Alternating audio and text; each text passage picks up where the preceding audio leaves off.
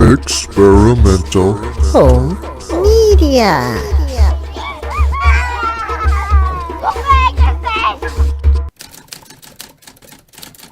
for the attention of the Department of Historical Antiquities and Curiosities.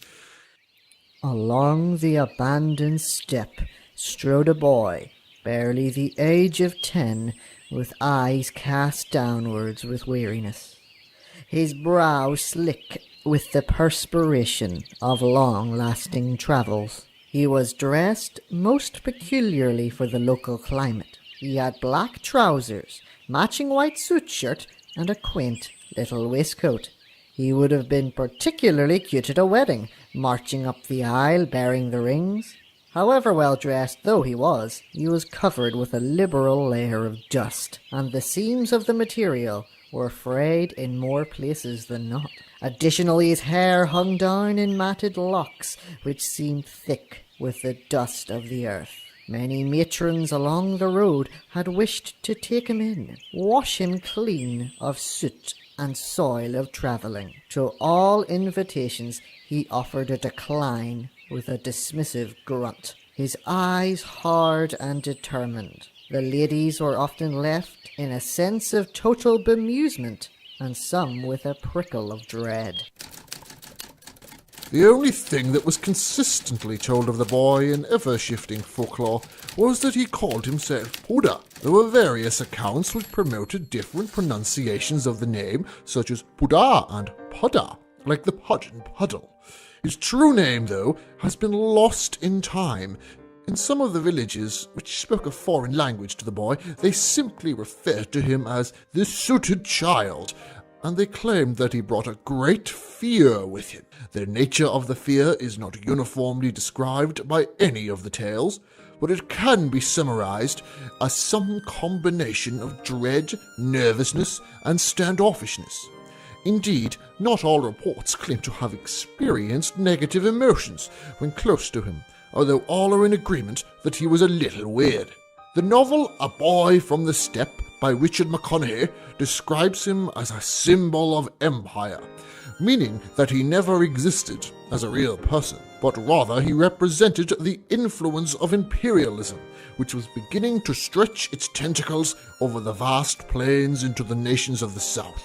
It was about year 3307 to 3311. Although he conceded that perhaps the strongest evidence for this was the fact the boy wore a suit. That was a symbol of wealth in ancient mythology. But in A Crisis from the North, Catherine Roberts writes that he was a spectre of fear, drifting from village to village, inspiring terror. Indeed, she further writes that he was a reincarnation of the god Nomtok, a lord of the old world, who had not been vanquished by the armies of the Empire. This had led to all manner of crazy conspiracy theories that I am sure all of my academic colleagues would agree are not credible. This includes, but is not limited to, the popular idea that the Empire was keeping Nomtok as some sort of prisoner and that he was traveling south in order to flee the reach of the imperial authorities after he somehow escaped their clutches. In regards to the so-called terror that is generated every time the boy meets a human being, the following features tend to be common. The first being a strange sense of dread,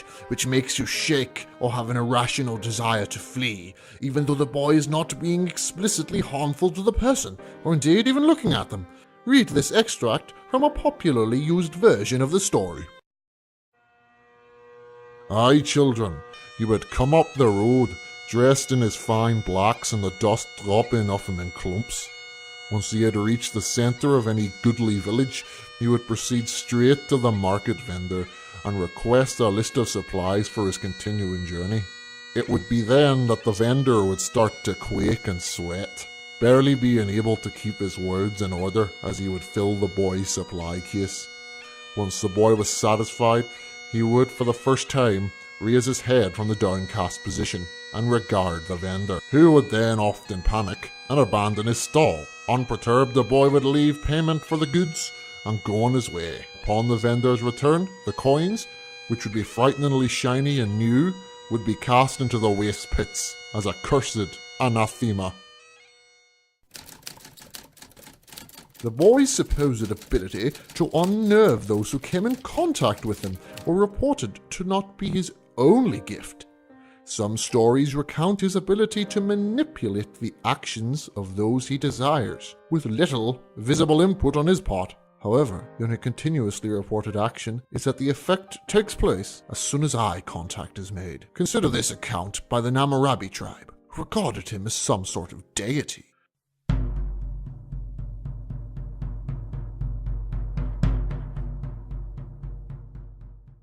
And so it came to pass that the elder of the tribe was holding a council with his esteemed subjects. Before him appeared a farmer of the 3rd grade.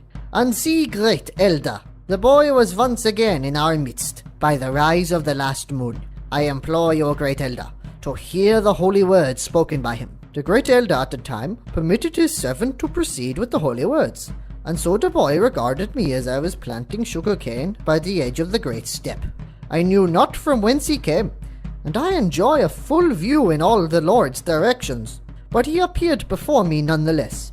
I dropped down upon my stomach and buried my nose in the earth before him, and then he spoke the holy words, and they were such. Get up, I have need of you. His voice was filled with piety and grace, and did as he willed. It was then that he regarded me eye to eye. It was as if I was drawn into the depths of a tunnel, elder, and I would then regard myself as if from a great distance.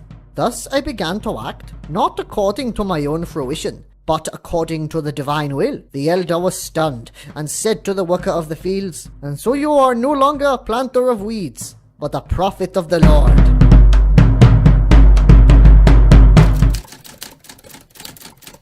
The Namarabi tribe were often keen to write their accounts of the control or possession by the boy in their holy text, the Nabaramiat. Other villages who did not share the religious sensibility of the Namarabi would decline recording the words and deeds of their possessed bodies because they were terribly afraid of the phenomenon. This is believed to be the reason why the tribe is despised among the sullen villages for appreciating the boy's abilities as somehow positive or even spiritual.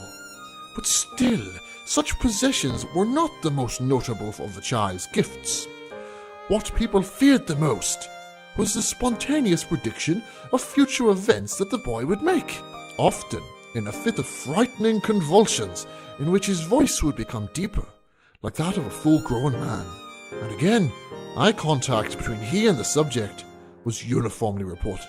Read this extract from the River People's Chronicle, a 38th century manuscript discovered by an imperial archaeologist travelling in the southeastern reaches of the steppe. Lo! A young maiden came into my office one night, kicking up quite a ruckus, and panting as if she were a starved mutt in the desert. What botherest thou, maiden? I called to her in concern. She soon collapsed her frail form, babe in swaddle nestled in her left arm at my desk's chair. Lord Scribe, I beseech thy help, for I suffer an awful crisis. I was most surprised, and I asked her for what purpose a scribe would be used to resolve a crisis of any sort. She indulged me this reply. Honoured scribe, I wish for my tale, and it be a most frightening one, be recorded in the annals for posterity. I bid her remember that inclusion within the annals is a privilege given to few, but I indulged her fancy, and had her recount her tale, which spoke thus. I was charged with priming the reactor core for cycling when a queer boy approached behind. No noise came from him, but a pull on my skirts caused me to glance behind, and behold, stood a boy, head to my waist, dirty and garbed in a fine suit. He started staring, his eyes to mine, and I was filled with such fear and confusion. It was then he fell convulsing and twitching upon the steel floor, his eyes ever locked to mine. He began to speak in a voice of that of an older man.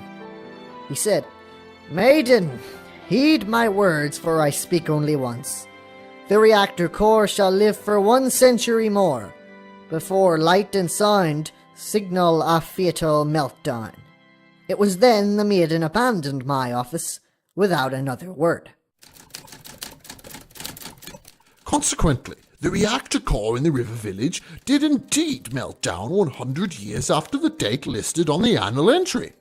The authenticity of this document has been disputed on several occasions, but continues to enjoy much historical endorsement by scholars. May I inquire, my lord, why the department has requested such specific research on this somewhat obscure topic? Faithfully yours, Lawrence von Hatz, Imperial Archivist.